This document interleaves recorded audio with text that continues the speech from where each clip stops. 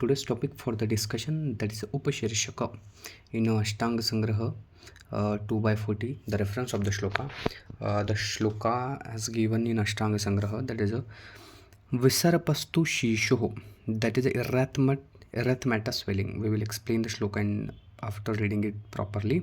Prananashanaha Basti Shirshajah पद्मवर्णो महापद्मनामा दोषत्रयोद्भवः शाखाभ्यां हृदयं याति हृदयद्वागूदं व्रजेत. What here shloka says, erythematous swelling, that is a puffy swelling, puffiness of the face or swelling at the puffy type swelling at the region of the head, resembling erysipelas, that is a chronic, or we can say that it is a bacterial infection. Alright, after the bacteria get infected at the place of the head, or we can say that that's a bacterial infection resembling like it resembles like a bacterial infection, puffiness will be present, right? Appears, where it will be appears over the head and bladder region, taking on a circular shape similar to what? Shankha or cone shape. The erythematous swelling, or a kind of a swelling present at the region of the head and bladder region, which could be circular in a shape and or it resembles, or it can be the similar to the shape of the shankha, that is a cone shell, right? These inflammatory lesions gradually spreads from where? Chest and extend towards the anal canal. It starts from, or the inflammation gradually, what happens here, spreads from chest and extend toward the anal canal.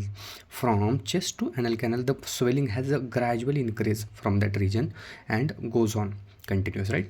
After following the distinctive progression, the swelling observed on a head is referred to Upshirshaka. That is, presence of the swelling or observance of the swelling on the head region is called as Upshirshaka by some Acharya, right?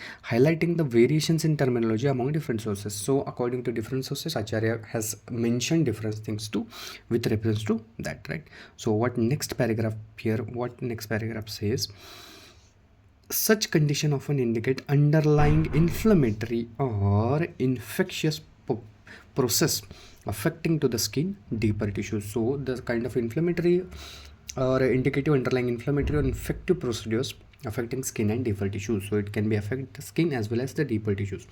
Understanding the pattern and characteristics of the spread can be crucial in diagnosis and treatment. So under the kind of a pattern we have to understand for the crucial diagnosis and treatment purpose, right? So what Acharya has given for the chikitsa, the kind of a chikitsa they provided, what he has said, we have to use patol trifala arishta haridra क्वथितं पिबेत क्षत विसर्प विस्फोट ज्वरानां शांतये शिशुः. Here again a reference of the Ashtanga Sangraha has been given. We have to use the decoction of the patola, trifala, nimba, haridra. So we have to use the decoction. First we have to take patola, then trifala, then nimba. Haridra is a traditionally used in Ayurveda to treat the Mahapadma or Upshirshak Vyadhi. So we, not from now, but we have to, from past years we have to use it as a traditional medicine for the treating the Upshirshaka Vyadhi, right? So conditions associated with the inflammatory and erythematous swellings, each ingredient is formulation is scientifically recognized, right? So we are not taking and giving a without any perception or without any knowledge. So it is a scientifically based, right? It is a scientifically based medicinal property. They have proven that the kind of properties of each drug has been does to the kind of inflammation. So we will see which drug what properties contains and how it will be works, right? So first is a patola. So first drug is a patola, right? Patola, what patola does?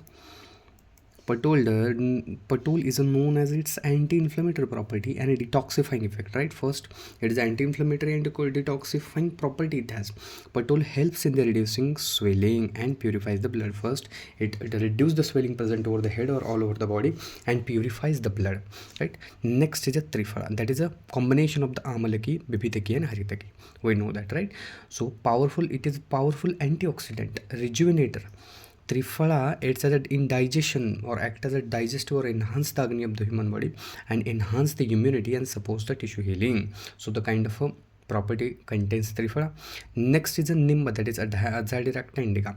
Nimb is a widely studied for its antimicrobial, anti-inflammatory, and wound healing properties, making it effective in treating the skin-related problem. We know that nimb is very useful in the skin condition, disorders or the infections related to the skin.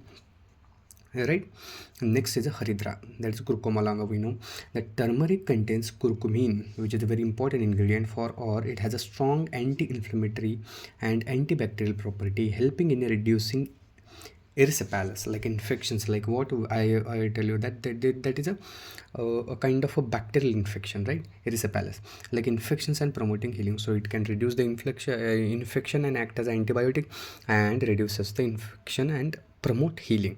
So scientific study, what author says, the scientific study suggests that these herbs exhibits, what it exhibits, that exhibit like an anti-inflammatory, anti-inflammatory, antimicrobial, and immunomodular effects, making it beneficial and managing conditions are involving where it involving in erythematous swelling. The kind of erythematic, as puffy swelling will be present, it will be reduced or beneficial, the kind of a dravyas has been mentioned. The decoction works by reducing, how it works, by reducing the inflammation, preventing secondary infection, as well as promoting tissue repair. So here we have seen that Upshirshaka Vyadhi properly, right? So in the next we will move to the second paragraph. So here we have completed Upshirshak properly. So next point for the discussion is Aradita. So we will see it.